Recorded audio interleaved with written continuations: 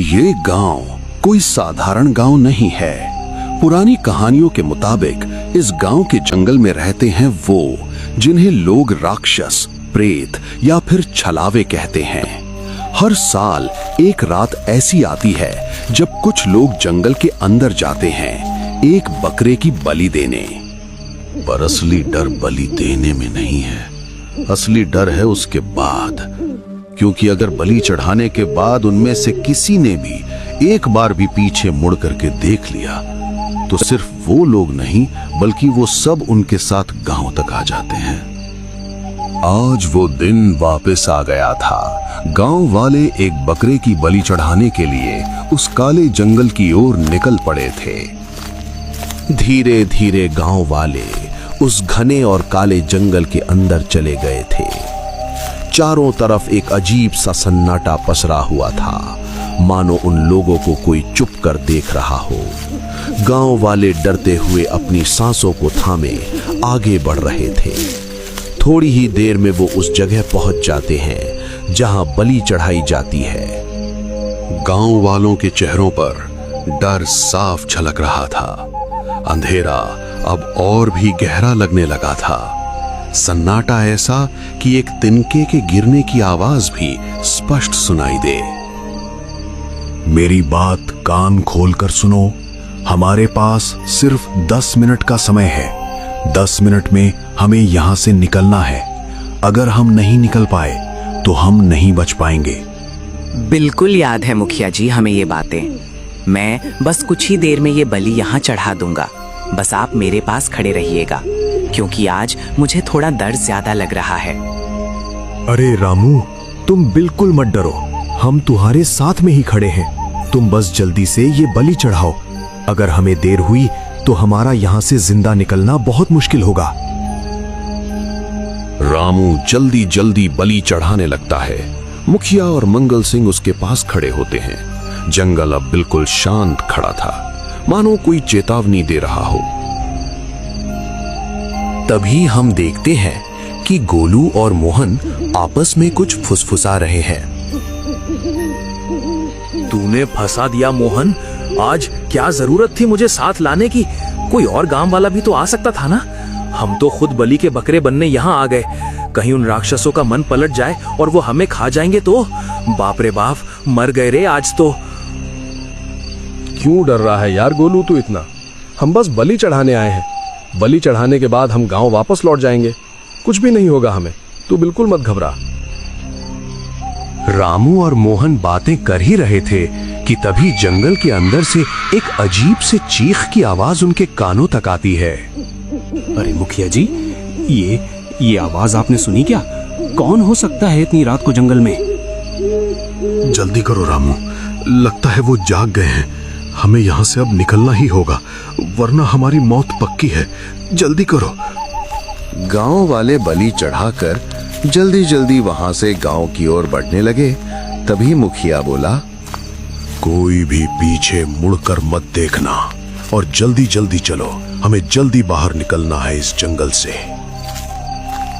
गांव वाले डरते कदमों से आगे बढ़ रहे थे। खामोशी इतनी कि किसी की सांसों की आवाज भी स्पष्ट सुनाई दे। तभी मोहन बोला, अरे गोलू, जरा पीछे मुड़कर देखना यार। वो बकरी अभी तक वहीं है या फिर वो चलावे उसे उठाकर ले गए? अरे मोहन, तू क्यों हर समय मुझे मरवाना चाहता है? तूने सुना नहीं क्या? मुखिया जी ने क्या बोला? पीछे मुड़कर मत देखना। अरे कुछ नहीं होगा यार, तू बस जरा सा मुड़कर देख तो सही, कुछ नहीं होगा। मोहन की बात मान गोलू। जब पीछे मुड़कर देखता है तो वो दंग रह जाता है। उसे अपनी आंखों पर भरोसा ही नहीं हो रहा था।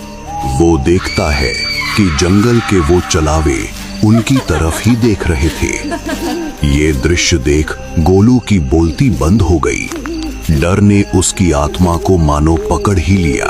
अब वो चलावे गांव वालों को देखकर हंसने लगे थे, मानो उन्हें इस पल का बेसब्री से इंतजार था। मानो उन्हें अब अनुमति मिल गई थी गांव में आने की। गोलू की ये गलती अब पूरे गांव वालों की मौत का कारण बनेगी। सभी गांव वाले गांव में पहुंच जाते हैं, इस उम्मीद के साथ कि उन्होंने बलि चढ़ाकर गांव वालों को फर्जन जंगल के चलावों से बचा लिया। लेकिन शायद गांव वालों को नहीं पता था कि वो उनके साथ अब गांव में आ चुके हैं। इधर हम देखते हैं कि दिनेश और उसका बेटा कहीं से लौट रहे हैं। जल्दी चलो बेटा सुमित, अंधेरा बहुत हो गया है। तुम्हारी माँ तुम्हारा इंतजार कर रही होंगी। दिनेश ये बात बोल ही रहा था कि तभी बबलू रुककर बोला, अरे पापा, वो देखो वहाँ माँ खड़ी है, लेकिन माँ यहाँ क्या कर रही है? वही तो बेटा, तुम्हारी माँ इस वक्त यहाँ, ये मुझे कुछ समझ नहीं आ रहा है। तुम यहीं रुको, मैं तुम्हारी माँ के पास जाके आता हूँ। दिनेश को ये बात हजम नहीं हुई और वो उस औरत से बात करने उसके पास जाने लगा, और यही उसकी सबसे बड़ी भूल थी। अरे सुनीता, तुम यहाँ इस वक्त? तुम्हें तो घर होना चाहिए था, यहाँ क्या कर रही हो तुम? तभी वो छलावा अपने असली रूप में आता है, जिसे देख दिनेश के होश उड़ जाते हैं। उस चलावे का मुंह पूरा सड़ा हुआ, बाल लंबे और आंखें बिल्कुल लाल थी। दिनेश उसे देख ही रहा था कि वो गायब हो गई। दिनेश हक्का बक्का रह गया। वो घबराते हुए अपने बेटे सुमित को देखने लगा, लेकिन सुमित कहीं नहीं था। वो चलावा सुमित को अपने साथ ले गया।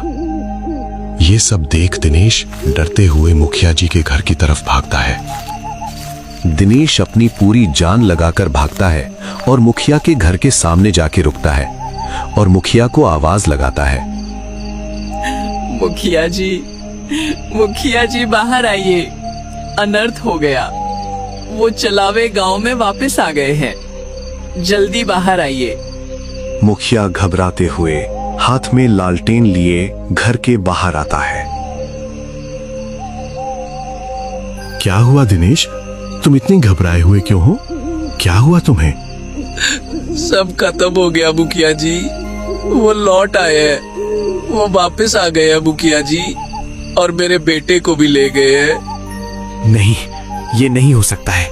हम में से किसी ने भी पीछे मुड़कर नहीं देखा था, फिर ये गांव में कैसे आ गए हैं? हमें जल्दी से मुरली काका के पास जाना होगा। अब वो ही इस गांव को बचा सकते हैं, वरना अब हमारा गांव बहुत बड़ी मुसीबत में फंसने वाला है। मुखिया और सुरेश भागते हुए मुरली काका के घर जाने लगते हैं। उन चलावों का गांव में आना मतलब गांव वालों की मौत सुनिश्चित करना था। मुरली काका, ओ मुरली काका, बाहर आइए, हमारा गांव बहुत बड़ी समस्या में फंस गया है, जल्दी बाहर आइए। क्या हुआ श्यामलाल, क्यों चिल्ला रहे हो? क्या समस्या आन पड़ी है गांव वालों पर? जरा खुल के बताओ।